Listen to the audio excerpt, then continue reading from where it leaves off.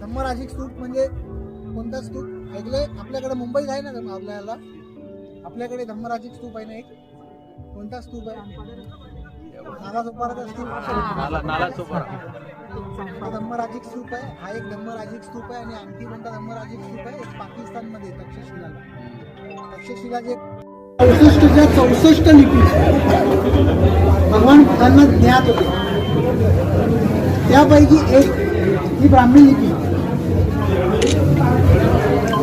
त्यापैकी एक ही ब्राह्मी लिपी ही त्या काळामध्ये प्रचलित होती भगवान बुद्धांच्या काळात आणि सर्रास वापरली जात होती. सम्राट अशोकांनी अरे माई सगळ्या लोकांना वाटतं पालीमध्ये शिलालेख 75% शिलालेख जे आहेत सम्राट अशोकांनी बनवलेले ते ह्याच्यामध्ये पालीमध्ये आहे. एका दगडामध्ये असलेला खिस्ता, एका दगडामध्ये आहे वन पीस, फक्त तो खाली पडल्यामुळे तुटला आणि मग तो आर्किओलॉजिस्टनी गोळा करून तो एकत्र बनवून तो इथे ठेवलाय. तो किती हेवी असेल विचार करा, 4-5 टन तर आरामात असेल. स्तूपांच्या वरती एक छत्र असतं. स्तूप म्हणजे काय असतं? पॅनल आहे. इकडे जे इमारती होत्या त्या इमारतीचं एक पॅनल आहे. या पॅनलमध्ये 4 घटना कोरलेल्या आहेत. कोणत्या कोणत्या आहेत? पहिली महापरिनिर्वाण, भगवान बुद्धांचं महापरिनिर्वाण. दुसरी ज्ञान प्राप्ती. ही आहे धम्म स्तूप. तर तो स्तूपाचे आपण काय पाहतोय? अवशेष पाहतोय. सध्या सर्व ठिकाणी आपण स्तूपांचे अवशेष पाहतोय. पूर्वी स्तूप कसे होते? स्तूप असे गोलाकार असतात, भरीव असतात आणि त्या स्तूपाला वरती प्लास्टर असतं. त्या प्लास्टरवरती पेंटिंग्स काढलेल्या असायच्या त्या काळामध्ये. त्याला अलंकार जात आहे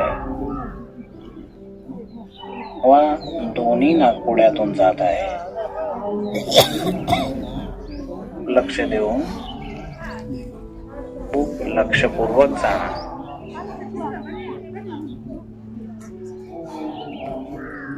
बदलण्याचा प्रयत्न करू. योगेश्वरीची मूर्ती पहा किंवा आणखी ठिकाणी अनेक स्तूप जे आहेत ते त्यांनी असे गोल्डन केलेले आहेत.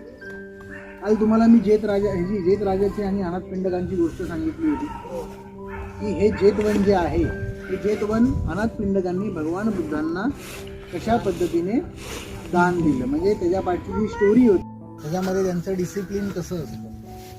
त्यानंतर ते जेव्हा येतात तेव्हा तुम्ही हा पुढे एक स्तूपासारखं हे बनवलेलं आहे मॉन्युमेंट पाहिलं तुम्ही? पूर्ण गोल्डन आहे ते. हे ॲक्च्युली ते दगडाचं आहे, हे मिठांचं आहे, परंतु ते पूर्ण गोल्डन का झालेलं आहे? तुम्हाला हे स्टिकर्स दिसत आहेत, हे सोन्याचे स्टिकर्स आहेत. म्हणजे म्हटलं जातं आतमध्ये तुम्ही सर्वांनी मार्कर स्टोन पाहिला, सर्वांनी वंदन केलं. तिथे वरती एक महामायेचं शिल्प देखील होतं, बरोबर ना? त्यांनी शाल वृक्षांची फांदी हातामध्ये पकडली होती. त्या ठिकाणी मार्कर स्टोन आहे. एक्झॅक्टली त्या ठिकाणी भगवान बुद्धांचा जन्म झाला होता आणि जन्म झाल्या झाल्या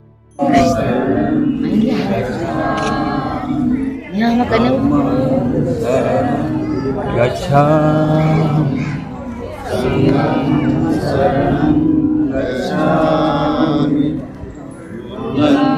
शरणं गच्छामि धम्मं शरणं गच्छामि धम्मं शरणं.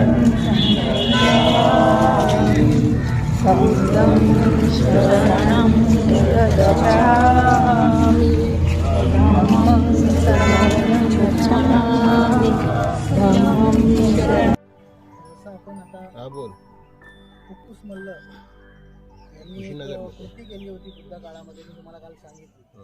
रात्री आपण बऱ्याच लोकांना माहित नसेल, फुफ्फुस मल्ल नावाचे इथे एक व्यापारी तथागतांनी इकडचे जे मल्ल होते, इकडचे जे राज्यकर्ते होते, त्यांना निरोप देण्यासाठी पाठवलं भिक्षूंना आणि त्यांना सांगितलं पहिले यांना निरोप द्या, मल्लांना यांना कळवा की तथागतांचं आज कुशीनगर एक मोठं एक शहर आहे कसं आहे म्हणून बाजूने त्याला आपण म्हणजे तिकडून जाताना रोडने आपल्याला दिसेल मोठं शहर आहे. जिल्ह्याचं कृष्णनगर जिल्हा आहे. आणि याचं जेव्हा उत्खनन झालं तेव्हा हा जो स्तूप आहे त्याला नंतर कोटिंग केलं पंडित जवाहरलाल. त्यामधला हा एक प्राचीन स्तूप आहे. भगवान बुद्धांच्या धातुरक्षा या स्तूपामध्ये वैशालींच्या निरीक्षणाद्वारे स्थापित केलं गेलं. आणि तुम्हाला सांगितलं गेलं कोणी 8 स्तूप बांधले धातुरक्षांवरती. एक राखेवरती बांधला गेला आणि एक अत्र गच्छन्तु देवता सद्धम्मं मुनिरजंस सुनन्तो सकमोकदं धम्मां श्रवणं खलु अयं वदन्त धम्मां श्रवणं खलु अयं वदन्त धम्मां श्रवणं. जो है और ये स्कूल ये बहुत पहले चाहिए दिल्ली में था और मैं दिल्ली में 35 साल रहे हैं.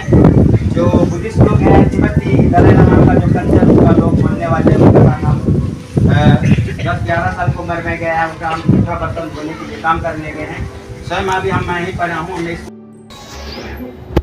भगवान बुद्ध की पवित्र धरती पर यहाँ के बच्चे, यहाँ के टीचर और हमारे रामजी माजी जो हमारे स्नेही है बहुत सालों से हम इनसे जुड़े हुए हैं.